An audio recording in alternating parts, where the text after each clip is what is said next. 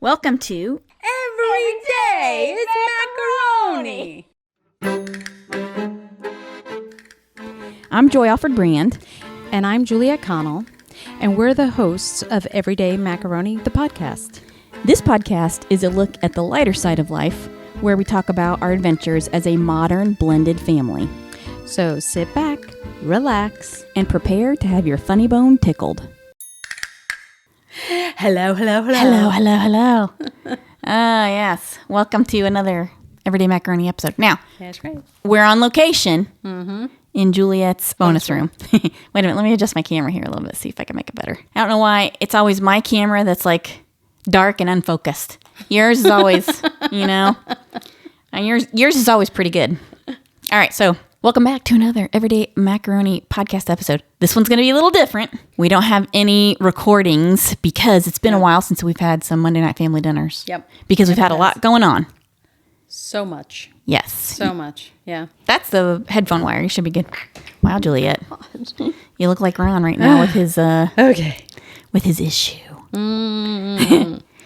So, yeah, who hasn't had an issue in these past couple of days? well, me, I feel okay. Oh, yeah. Okay. You? Me too. I haven't had a can. No. But the other four. 4. Yes. Yes. 4 are down for the count. Yeah. Man. So here's what's going on. Where do we start? So I think we've already talked about it a little bit. Your mother in January started with the back, right? Right. Okay.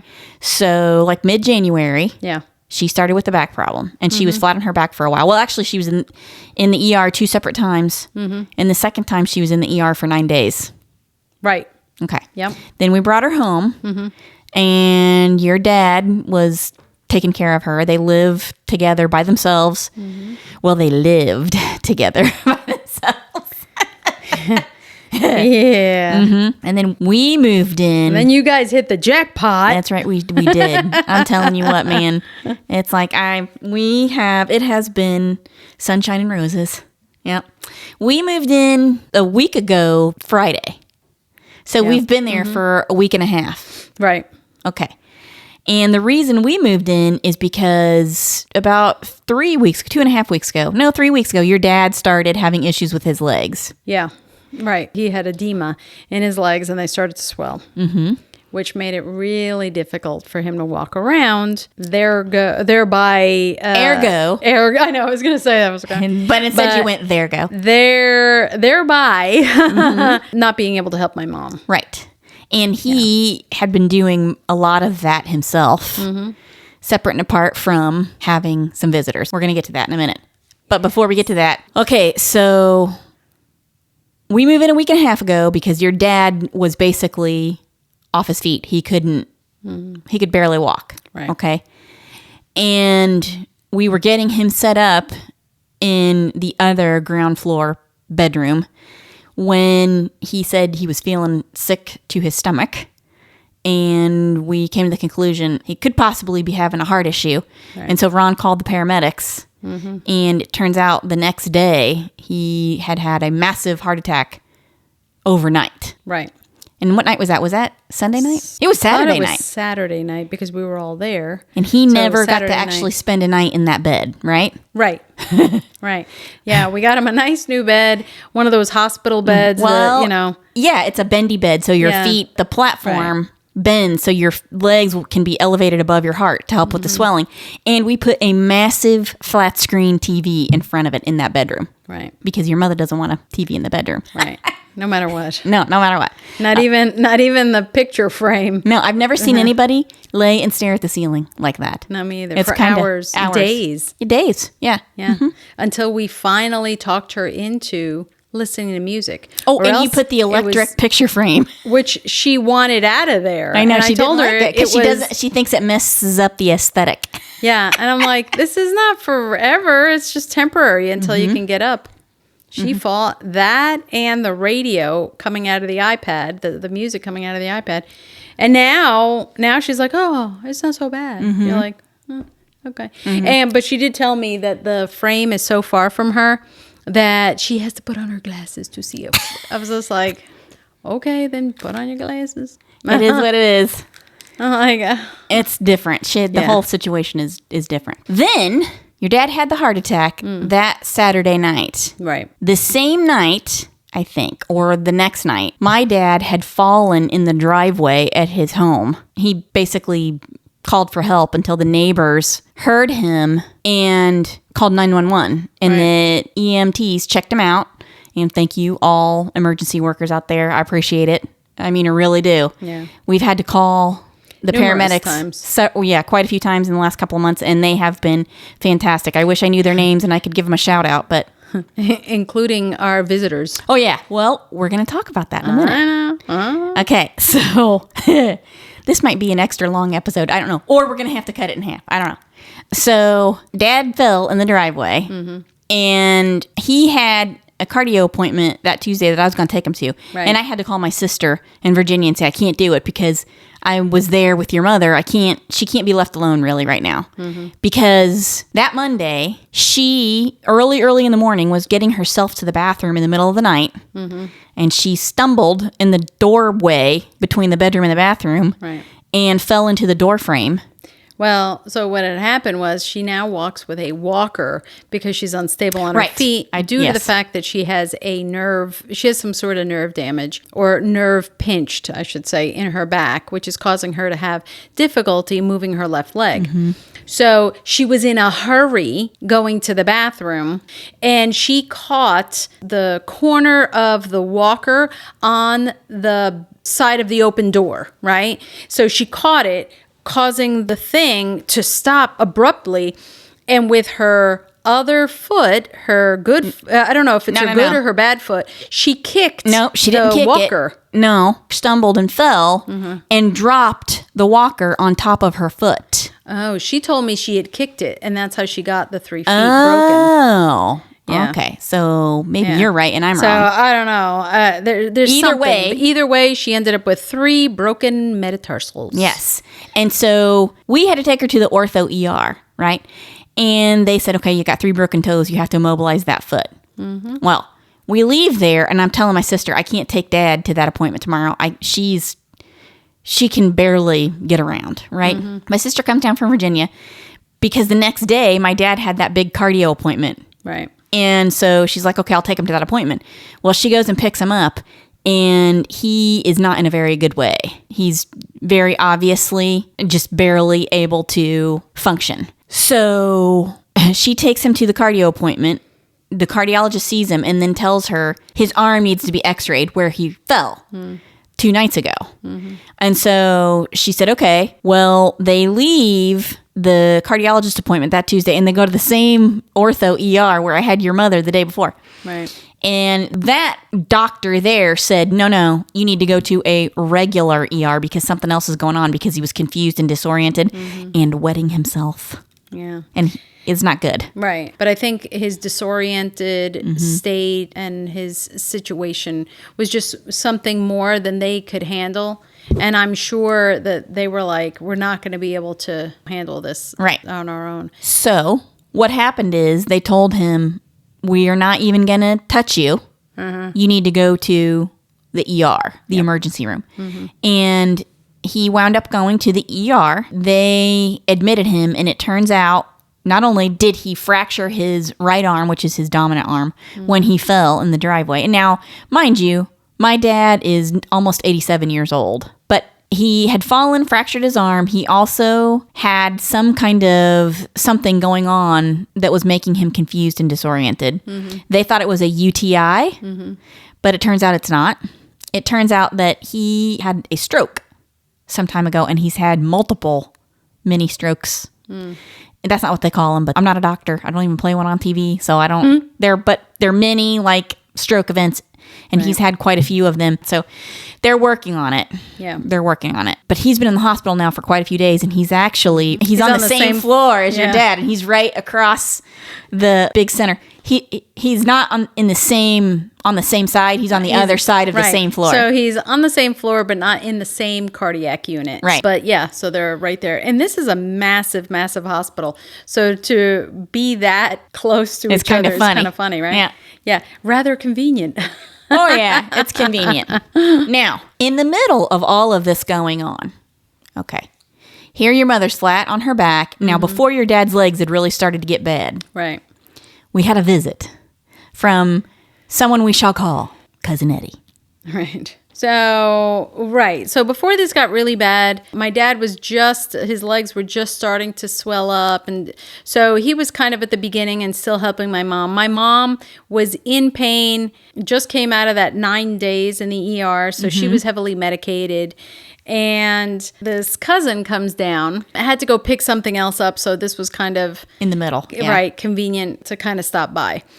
Everyone, including my mom, said, don't come. Okay, no, don't come. And in his defense, he was thinking, hey, your family, I want to come see you. If I can do anything while I'm there, I'm going to help. Oh, he did plenty. You know? Unfortunately, when you're sick, the last thing you want is a ton of people in your house. And my mom is old school. So when she has someone over, I mean, she doesn't consider me, you, or my brother guests. Right. Right? You fend for yourself. Go into my refrigerator. Go make yourself something if you want to eat something, right? But someone who you haven't seen in forever, and on top of that, they bring their wife and their dogs. 2 dogs. And one that just would not stop. Then it becomes a different story. So now you and your husband are sick and you feel as though you've got guests in your house that there's no way that you can help. No matter how much that you tell them that you can fend for yourself, and there's still that sort of angst going on. Then on top of that, you are a guest who requires some medical attention yourself. Oh, yeah. Here we go. Okay. So, Okay, well, wait. Before we go on, the reason why, if you've ever watched National Lampoon's Christmas Vacation, you know who Cousin Eddie is. And $10 says your family likely has somebody who is similar. Okay? Because every family has somebody who's on the Cousin Eddie spectrum somewhere, right? right. Like it or not. Yeah. And Clark Griswold says it himself. His heart is bigger than his brain. Yeah. Yeah, And that's it. Pretty much it. That's it. Yeah. So, okay, the similarities to the Cousin Eddie, though, are pretty striking here. He comes down, and he's got... And instead of kids, he's bringing dogs. Right. He brings 2 dogs. Right. He himself has... this is not, I feel for him. I really do. But he himself has a medical condition that is not good. Right. And... he has emotional support animals that he has to have with him. Right. So he comes down in his motorhome that doesn't function correctly. Oh, really? Yeah, the heater in it was broken. Oh, that I didn't know. I don't know if the pooper was full, but the heater was broken. So he comes down the motorhome with his wife and the 2 dogs. Yep. And lovely wife, very nice. Very sweet. And camps out at your parents' house. Right. With the emotional support animals who cannot stop going to the bathroom. Okay, because I go to pick your dad up. He's in between appointments, right? Yeah. That day. And I go to pick him up. I said, I'll meet you at the hospital there. Take you to get something to eat. He gets in the car and he goes, I don't know what I did to deserve this. I know. Poor between fella. between his wife screaming and yelling Right. every 2 seconds, and then having company in the house with one dog that barks continuously. Oh, yeah, the barking. Yes. Oh, my gosh. Yes. He barks and barks for no reason. He barks when people come. He barks when people leave. And then both of them just can't control their bladders or colons. Yep. Everywhere. Yep. Pooping everywhere, peeing everywhere. Yep. Yeah. So, and then on top of that, everyone there has some sort of medical issue. Right. Except for the wife. Except for the She wife, does right? not. And she, I don't know how she did it, but she is bouncing from one patient to another patient, helping whenever she can, right? So he's here for 7 days. Right. And in addition to the paramedics having to come twice for your mother, Right. they had to come for him too. Yeah. And he went to the ER. Right. Right. With his condition. And did he stay overnight? Now I can't No, remember. they let him out the same day, didn't they? Yeah, they let him out the same day. Okay. Yes. Yeah, that I can't remember. And It's kind so- of a blur. To manage the medical condition, he has a Ah, yes. prescription for marijuana to help him with it, right? Yeah. But he's not from this state And in this state, there is no medical marijuana, exception to the fact that marijuana is illegal here. Okay. Right. So here he is in the house, and I have to meet the plumber. So I come into the house and I open the door, and I get hit in the face with a massive cloud of skunky sort of smell. Yes.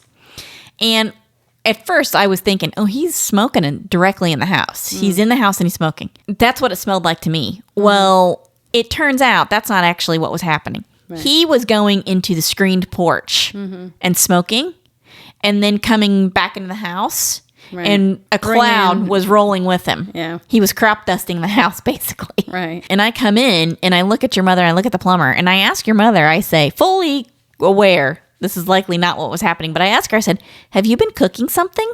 Did you cook something? And she said, no, I had cereals for breakfast. No.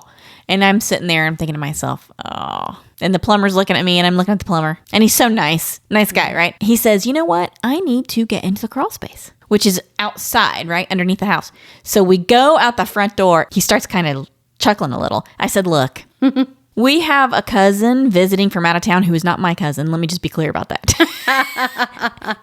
We have a cousin visiting from out of town who smokes the ganj for his medical condition. Who says that? I feel like Cheech and Chong are coming around the corner. Yeah. And so the plumber starts laughing and says, well, he's making himself right at home, isn't he? He said, yeah, I noticed it a little.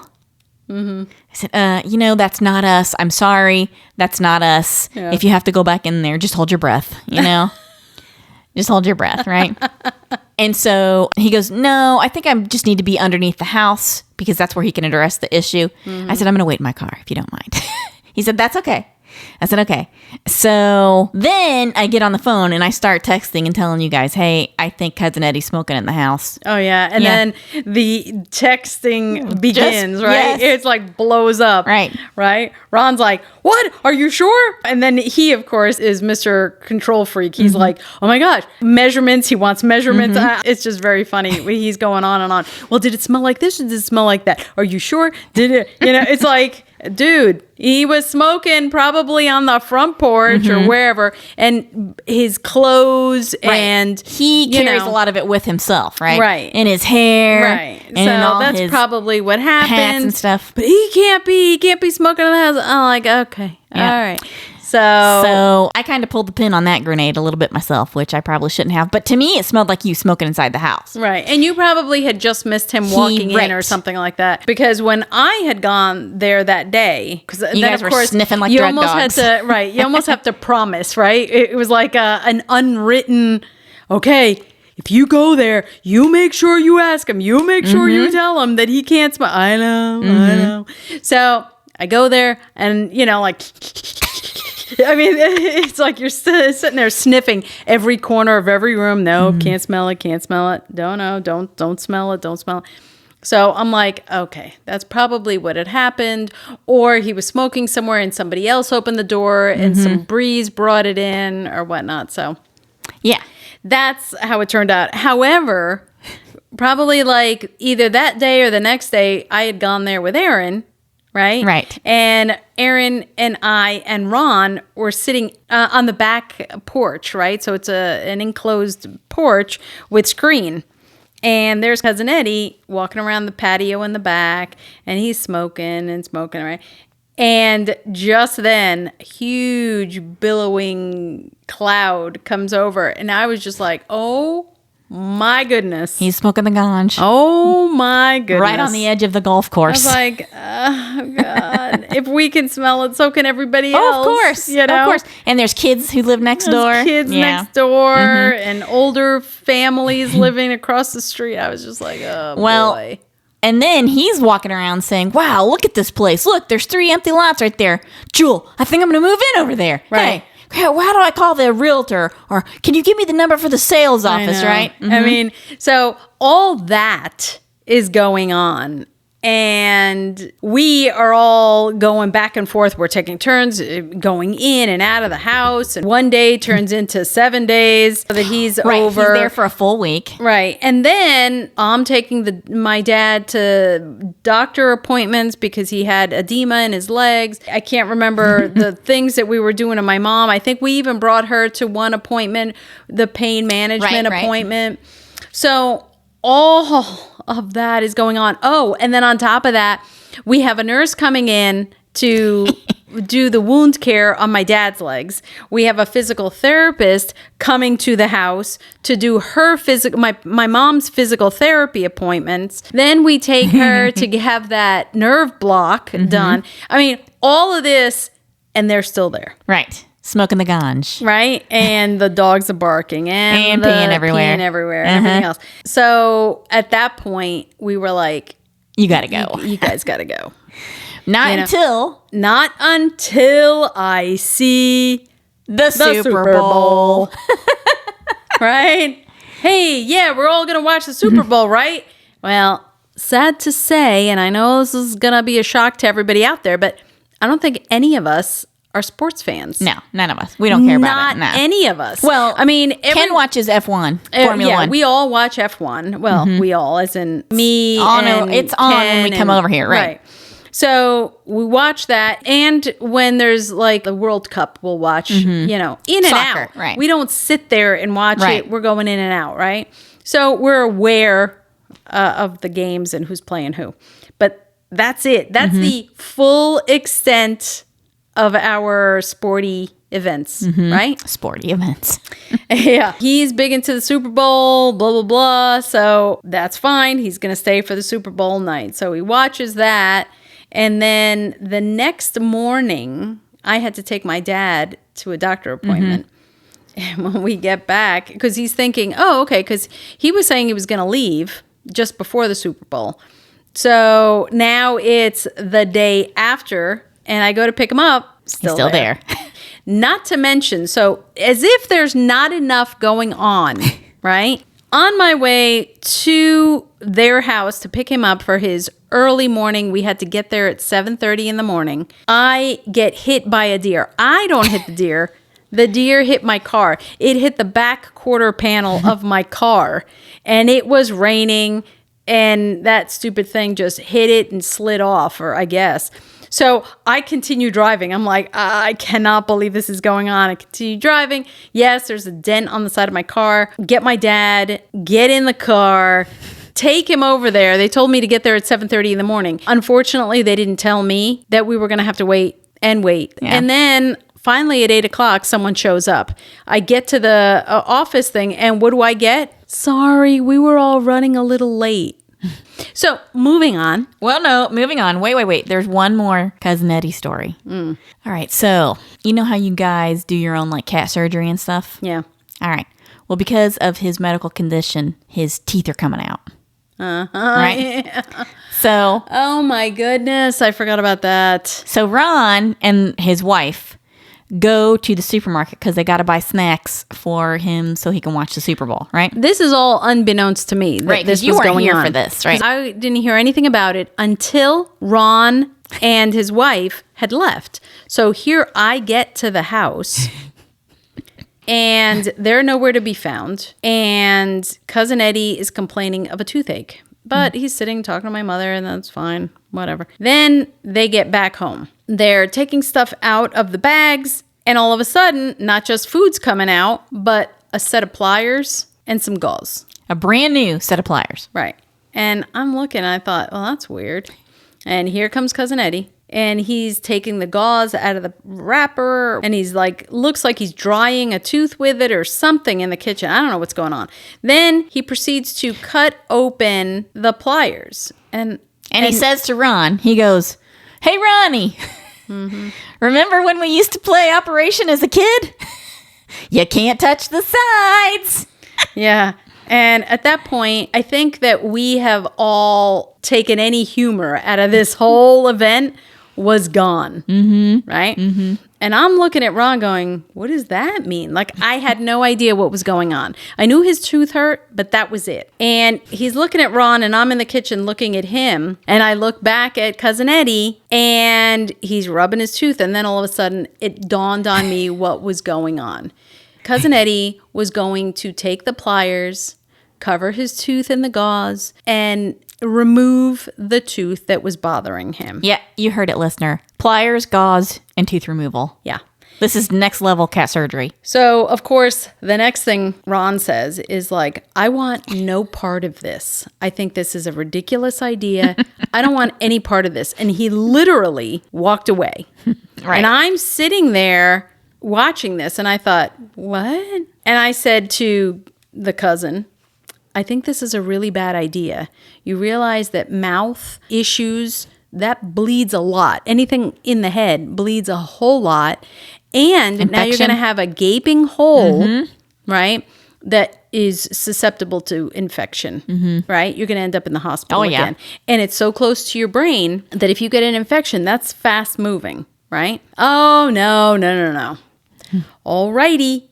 So I'm like, peace out. I'm out. I don't want to know anything about what's Ron's going already on. gone. Ron's already gone. He's like, this is ridiculous. So we find ourselves outside. And now Ron and I are talking, going, this is ridiculous. This has got to stop. They got to get out, right? There's too much going on. So they were such a great help when we needed it. But at the same time, there was so much commotion going on that just for the nerves and for people trying to heal, it's a lot. Right. But when Ron came home and told me the operation story, wow, I thought to myself, we have got to talk about this. This is unbelievable. Oh, so while we're out there talking about it and going, okay, who's going to say what to who to get them out, right? The wife comes around because she was parked in the mobile home in the driveway.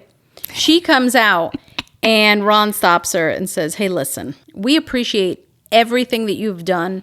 We appreciate even the visit. My parents aren't getting any better and we need them to calm down a little bit. They're older generation. They feel bad that they have guests over, that they can't do anything for anyone, and you got to go.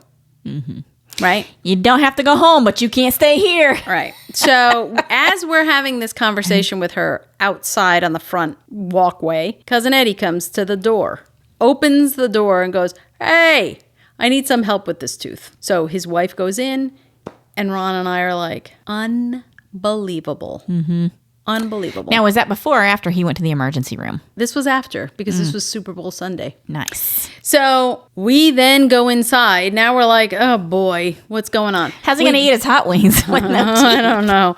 But I go inside and lo and behold, there's no screaming. Cousin Eddie's sitting at the kitchen table, totally fine. Wife is walking around. We're like, what just happened? Oh yeah, he cracked it. He cracked the tooth. But because he had a root canal, right? The center, I guess, of the tooth or whatever the socket was sealed, right? So he took the part of the tooth that was killing him or whatever, came out, and then with the remaining tooth, so the socket was still sealed. So lucky for him, because that otherwise you'd have to take him to like the doggy vet to get the tooth looked at. So you can't make this stuff up, boy. I know. You really can't. No. Yeah. And, nice guy. His heart's in the right place. He's just not a deep thinker. I think it's just that sometimes you just don't think about what you're bringing to the table or lack thereof. Right. Well, I had stuff going on, so I couldn't be around at that particular time. Right, because as if that, listener, was not enough, right? We needed some more, right? God only brings you what you can, Juliet. We have been smote by the Lord. That's what's happened. We have been smote by the Lord. Not quite sure what it is we did, but yeah, there was a lot of smoting going on. We have been smoked. Yes, the finger of the Lord has come down forth from the sky and smoteth us. That's reaching back into my childhood roots right there. I know, that was pretty good. I don't think I got that in my Catholic No, school. I know you didn't. No, I didn't. Because our church experiences were very, very different, Totally believe different. me. Totally different. Not only that, I was really quiet and demure back then. I was never quiet and demure. Are you kidding? I just don't have that bone in my body. But yeah, so lots of stuff going on at the same time. That brings me to another point. The physical therapist that they're going to go to, the inpatient physical therapy. Yeah. So I call my dad, right? This is after back and forth with caseworkers and things like that. And with the caseworkers, we're like, okay, it needs to be local so that if he needs anything, we can, go over there and whatnot. Well, as it turns out, I end up getting this list of cardiac places that can do either or dialysis because his cardiac cath, the dye kind of killed his kidney. So now not only did he have the heart attack, but now he's going to be on kidney dialysis forever. Permanently, right. So now we have to look for a physical therapist inpatient that can also do the dialysis, right? It's slim pickings, to say the least. Okay. I'm not going to delve into that anymore, but it really, really slim pickings. So we end up with one in a rural area, right? And I call my dad to say, hey, okay, we've narrowed it down. This is supposed to be a really good facility, blah, blah, blah, but it's in this rural area. And instead of being like, hey, oh my gosh, I could have died from a heart attack, this is what I hear on the phone. No, damn it. No, really? I got to go there? And I was like, it got really good ratings. It's a good place. And you're not going to have to drive there anyway. It's inpatient. They're going to just take you right over there and you're not going to have to worry about anything, right? Fine.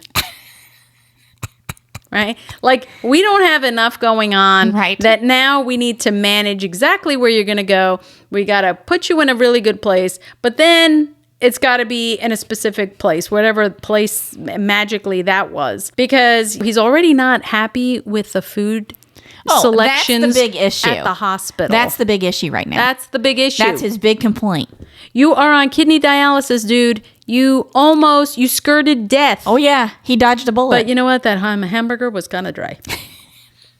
I didn't like it. What's funny to me is I was like, what? You should feel right at home with the food there. It's not too far off from what you make yourself. Oh my gosh. But rightfully, I mean, when I was there, right, I did see that hamburger come out on a plate, and it's on this white plate with a cover, of course, very right? sad. You're in a hospital.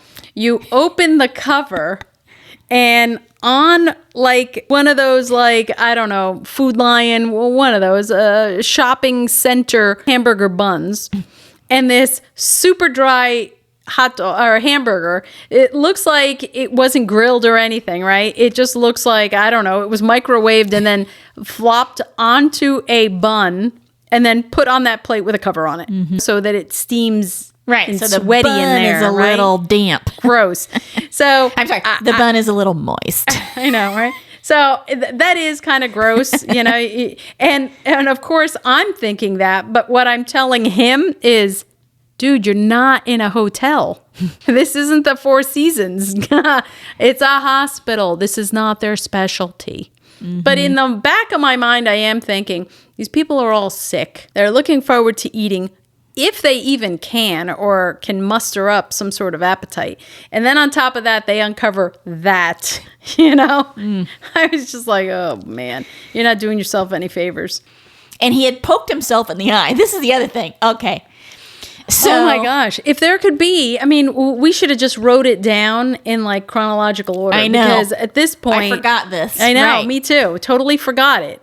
It's just ridiculous. So the Friday we moved in, we had to sleep in the ground floor bedroom because the next day we were getting his bed and our bed for upstairs, right? There was no TV back there or anything. So, this is the night before he had the heart attack. Or that he had to be rushed to the hospital. Right. So the night before. Right. The night before. Okay. He is sitting in the recliner in the living room. And it's an electric chair. Not that kind of electric chair. No, that's for your mother. No, I'm just kidding. That's bad. He's in the electric recliner because it gets pretty flat. And he was actually sleeping there because he was trying to elevate his legs. And also, there's the giant TV in the living room that he can watch because your mother refused to have a TV in the bedroom. And Cousin Eddie was in the back room, right, which is where we slept that night, right, after we aired out all the ganj smoke. But anyway, and I found the lighter under the bed. Did I tell you about that? Yeah, good, yeah. All right, so I can't remember. Somebody was coming to the door. Oh, yeah, the guy who is going to install the handrails in his bathroom, right. And Ron said, try to listen out for him so you can open the door. Right. Well, your dad was asleep in the chair, and he was sleeping with his hand on his face, right, and like covering his eye that was, up toward the ceiling. The doorbell rang because I was back in the bedroom. I didn't hear the car pull up, and the doorbell rang, and it startled your dad. Yeah. And he poked himself in the eye with his thumb. Corner of the eye. He poked himself so hard, right? You know what it is that when he gets older now, his skin is real really thin and very papery. very thin, And so he poked himself in the corner of the eye. Right. So with his thumb, I'm assuming he just poked the corner of the eye. Not only did he poke the corner of the eye, because when you sent me those pictures, I saw it was corner there, but what had happened was he gave himself kind of a hematoma. In the eye, right. Inside of the eye. Inside so it looked the eye. like this burgundy jelly. Oh, it was terrible. On the inside of the lid of the eye. It looked like somebody took a piece of stew beef and put it over his eye, and his eye was bulging out. It looked like he had been socked in the eye. Right. It looked like Cousin Eddie. someone hit him. Because instantly he had a black eye. Right? Well, it was swollen. It was swollen first, and then it started to turn, right? Because, so now he's got this hematoma or whatever, because they called it something different, but the inner lid, the bottom inner lid just exploded. Kind of exploded with a blister, a blood blister in there. So now that's pushing his eye, and he's got it closed because it's swollen. And now I'm like, this is just crazy. But by the next night, because, you're sleeping, that blood started to travel down his face, the side of his face. Now, if you see him, that blood has actually gone almost to his neck. Yeah. So he just looks like someone ran him over. Oh, that's what he looks like he's been hit by a truck. Yeah, it really does. So. He looks like he was in the prize fighter match. Like, somebody clocked him. And really lost. Oh, yeah. Yeah. And I'll put some pictures in the video here. So if you're watching on YouTube, you can see it. But yeah, it was not good.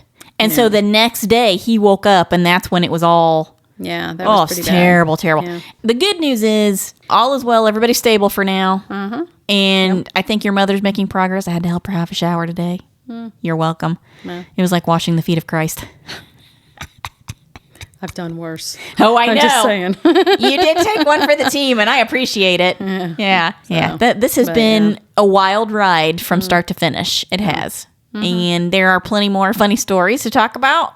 And we're just going to share as much as we can. It's just, in times like this, I think it's great to have a sense of humor about it all. We do realize the sensitivity of all this. And the severity of the situation. The severity of the situation is clear and focused. We're clear and focused on that.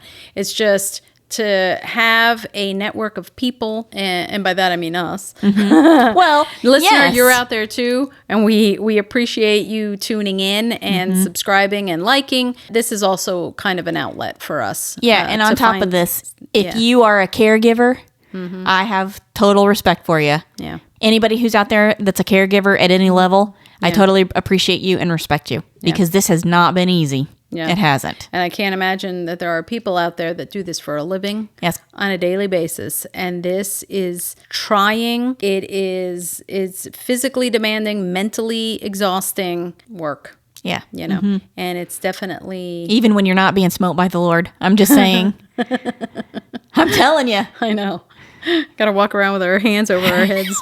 I don't know what, collectively, we have all done something very bad. I don't know what it is. I don't know either. But I can't believe, and part of it is, in my mind, we should be careful not to be in the same room together at any moment in time, because he might just think to say, hey, here's a 3-for-1.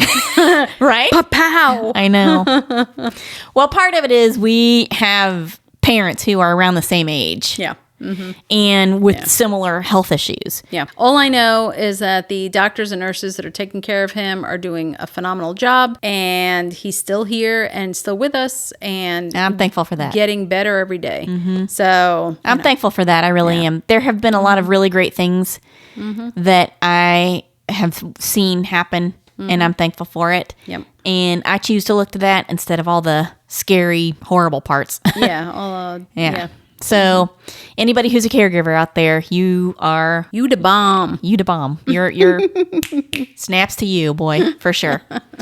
All right. Well, thanks for listening. And this is going to be a little bit of a different episode. Maybe the next couple of episodes will be a little bit different as this progresses. But we are here. We're helping each other out. And thanks for your support. We really appreciate it. And that's it for today. Yep.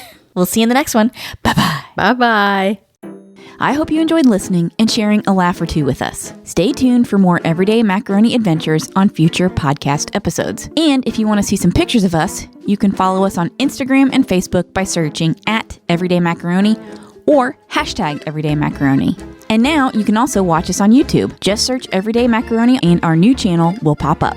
If you want to shop for some fun macaroni merch, head over to everydaymacaroni.com. Don't forget, if you have a blended family story to share, email us at info@everydaymacaroni.com and put the word share in the subject line. You can also call us on our Macaroni Fun Phone at 919-729-2043.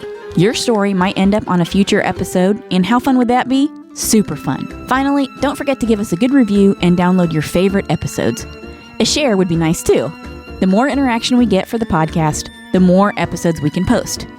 Again, thanks for listening, and join us for the next episode of Every day is macaroni.